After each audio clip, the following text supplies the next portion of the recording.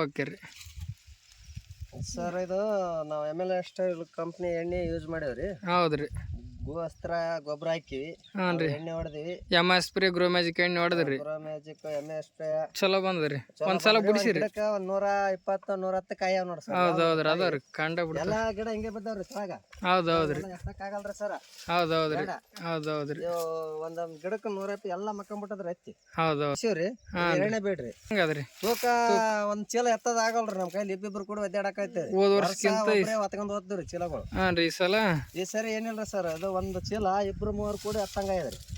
ಈ ತರ ಈಗ ಹತ್ತಿ ಹೊಡೆದದ್ರಿ ಎಲ್ಲ ನೆಲಕ್ ಬಿದ್ದದ್ರಿ ಇದು ವಜ್ಜಿಗೆ. ಹೌದೌದ್ರಿ. ಆಮ್ಯಾಗ ನಮ್ ಸರ್ಗ ಅಲ್ಲಿ ಆದ್ರ ಎತ್ತಿ ಒಮ್ಮಲಿಗೆ ಊರಿ ಅದು ಏನಿಲ್ಲ.